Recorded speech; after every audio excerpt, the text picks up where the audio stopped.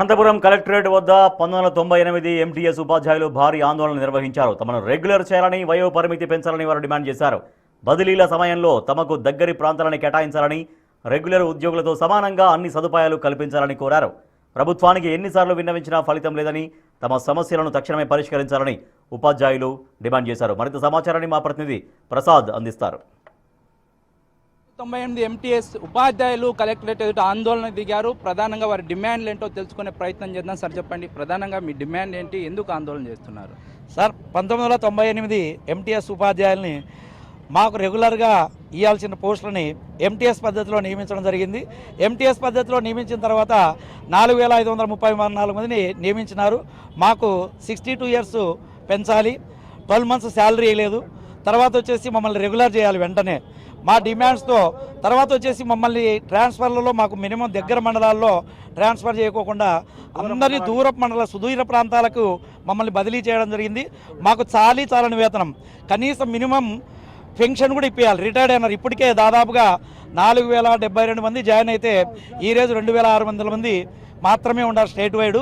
మన జిల్లాలో 536 మందికి కల్పించినటువంటి ఎంటీఎస్ టీచర్స్ని 489 మంది జాయిన్ అయితే ఈ రోజుకు ప్రజెంట్ స్టిల్ 350 మంది ఉన్నారు సార్. మిగతా వాళ్ళంతా రిటైర్డ్ అయిపోయినారు.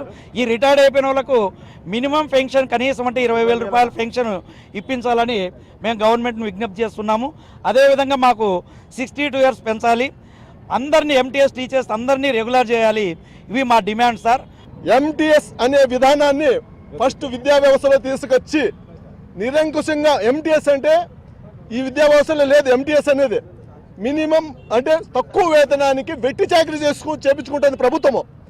నిజంగా మేము ప్రభుత్వానికి గత 3 సంవత్సరాల నుండి ఎన్నో విజ్ఞాపనలు, ఎన్నో విన్నపాలు, ధర్నా చౌకులు అయితే పెద్ద భారీ ఎత్తున విజ్ఞాపన సభ చేశాం. కానీ ప్రభుత్వము నిమ్మకు నీరెత్తినట్లుగా నిజంగా ఈ వయసులో మమ్మల్ని వేధించుకుంటుంది ప్రభుత్వము. మరి నేను తెలుగుదేశం నాయకుడిని, గత మండల ప్రెసిడెంట్ ఉన్నాను, సర్పంచ్గా ఉన్నాను, 25 సంవత్సరాలు తెలుగుదేశం పార్టీకి సేవ చేశాను. ఎన్నోసార్లు లోకేష్కి విన్నపం ఇచ్చినాను. అయినా కానీ మా సమస్యలు పరిష్కరిస్తానంటున్నాడు. కానీ ఈ వయసులో ఉన్న ప్రతి ఒక్కరు 55 నుండి 60 సంవత్సరాల దగ్గర ఉన్న వ్యక్తులే దాదాపు 200 కిలోమీటర్లు ప్రయాణం చేసి ఈ వయసులో 32,000కు ఫ్యామిలీని పోషిస్తారంటే ఎవరైనా నమ్ముతారా? రెగ్యులర్ ఉపాధ్యాయులతో పాటు తమకు కూడా న్యాయం చేయాలి, తమకు కూడా అదే రకమైనటువంటి సౌకర్యాలు కల్పించాలని ప్రధానంగా ఎంటీఎస్ ఉపాధ్యాయులు డిమాండ్ చేస్తున్నారు. ప్రభుత్వం దృష్టికి అనేక సార్లు తీసుకువెళ్ళాం, కానీ ప్రభుత్వం నుంచి స్పందన లేదు.